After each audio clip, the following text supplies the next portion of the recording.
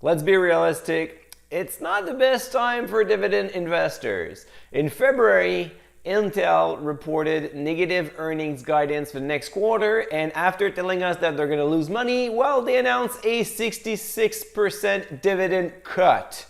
In January, Algonquin said, you know what, it's tough in the utility business, we have like higher interest rates, and we're going to slash our dividend by 40%. And today, we're looking at a utility stock that is showing negative earnings. So what's going to happen with Brookfield Infrastructure? On top of that, they increased their dividend by 6%. So what's going on?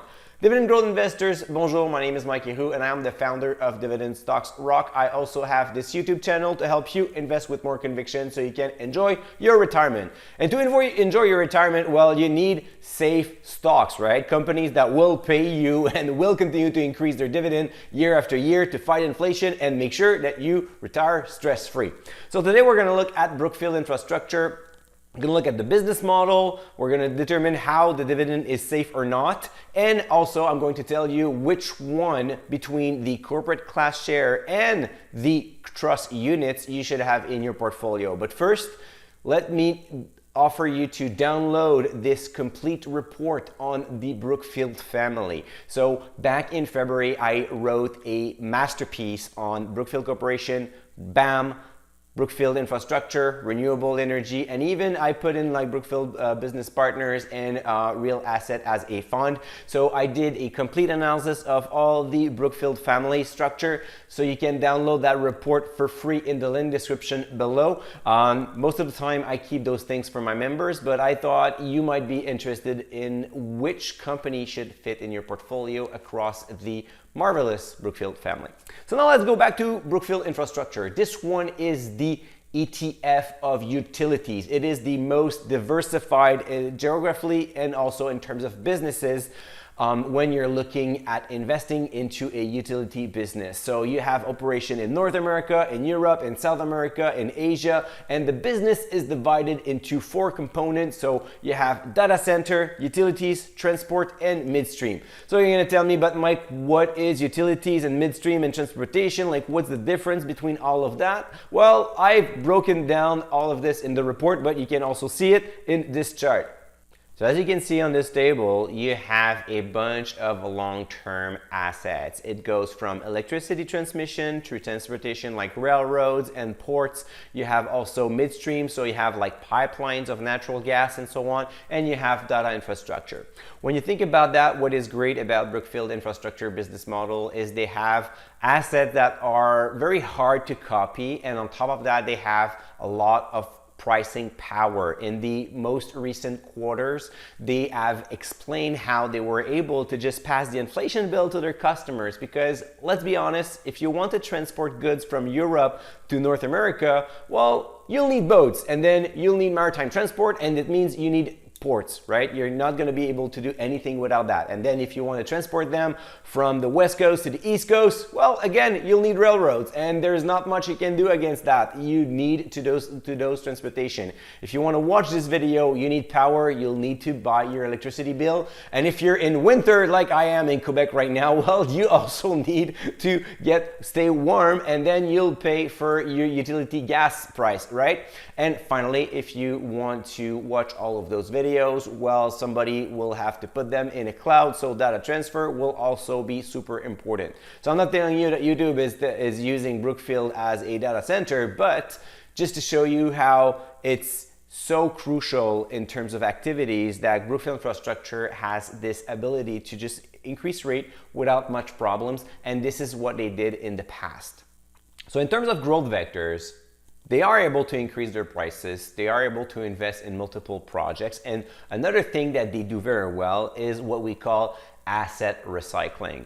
So when you think about asset recycling is they see that they have that railroads that is actually trading at the, like it has like the highest value possible, and they have a potential buyer. Well, they can turn around quickly, sell that, use that money and invest into another project. So this is how you can recycle your assets, and they keep doing that year after year as well. It provides some liquidity and it also unlocks some values, because here's the thing about Brookfield Infrastructure. If you look at the stock price price not going that high these days, but this is the type of business that requires patient capital. Patient capital because those railroads are not going anywhere, those pipelines are not going anywhere, those electric transmission also are still there for decades.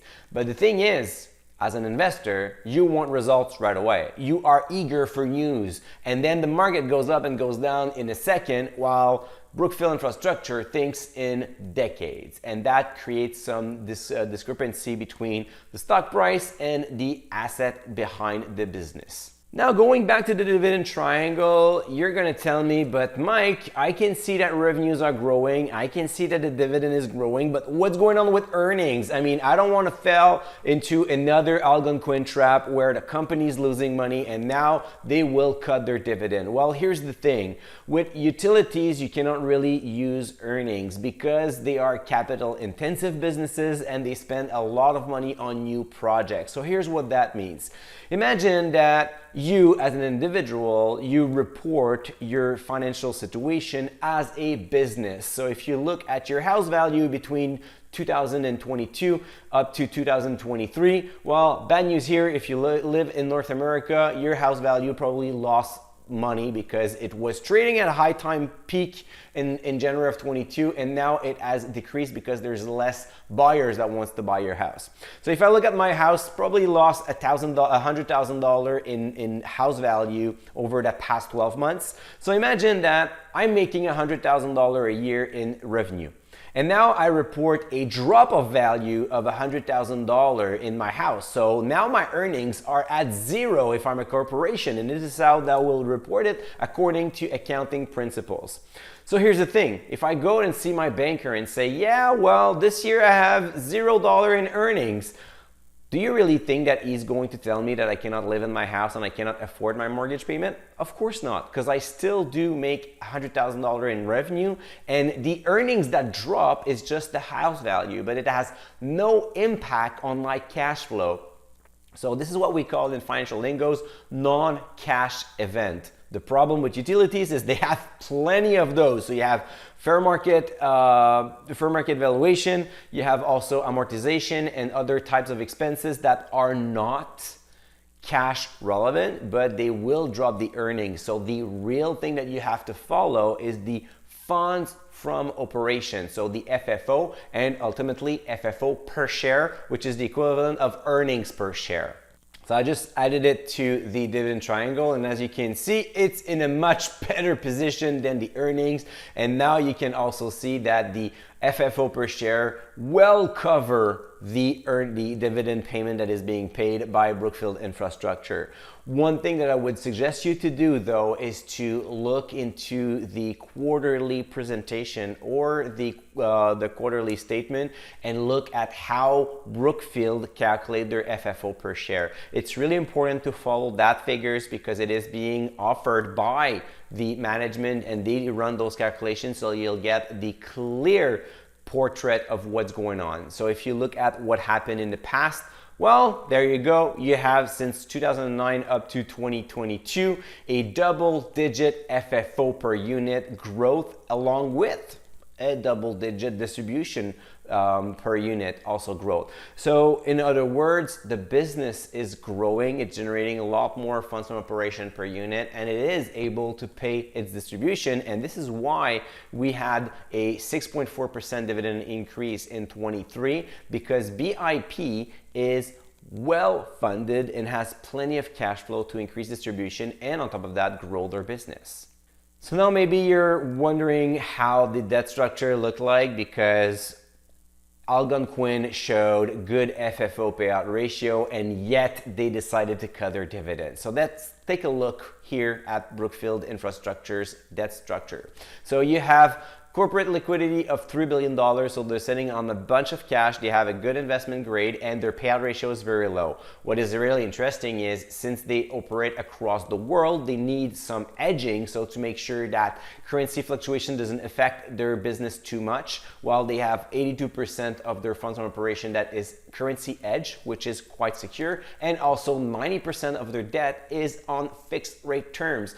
In other words, as compared to Algonquin, which had roughly 25% 2.4% on floating rate, the increase in interest rate is not going to have an immediate impact on Brookfield. Of course, BIP will eventually have to pay a higher interest on their debt, but right now it is less catastrophic than what happened with AQN.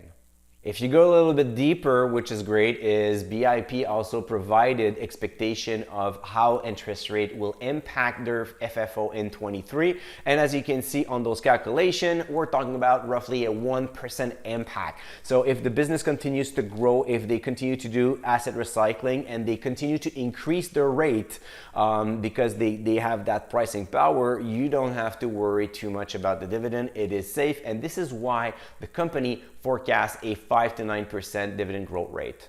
So now that we have determined that the dividend is safe and the business is safe and sound, before I tell you which type of shares you should have in your portfolio, do not forget to download the Brookfield review. So we talk about the spin-off of Brookfield Asset Management, we review Brookfield Infrastructure, Renewable Business Partners Corporation, and we even look at the reinsurance business and also Real Asset RA, which is a closed-end fund offered by Brookfield.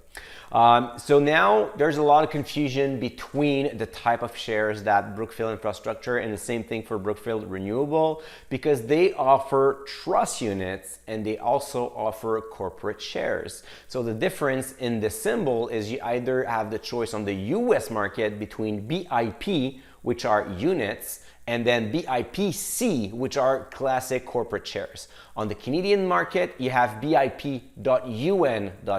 or BIPC.to. So it's pretty much the same thing. One is treated as a REIT, for example, so it's trust units, and then the other one is corporate shares. A lot of people are wondering, like, what's the difference? Well, first, they have done that change for tax purposes only. So BIP and BIPC tracks the same thing, pays the same amount in dollar in terms of distribution / dividend, but the tax treatment is different. So if you invest in an RRSP, you don't have to worry about anything because you're all covered. But if you're investing in a taxable account, well, then things could get complicated and you might want to verify that with your accountant because the dividend is not treated the same way as a distribution.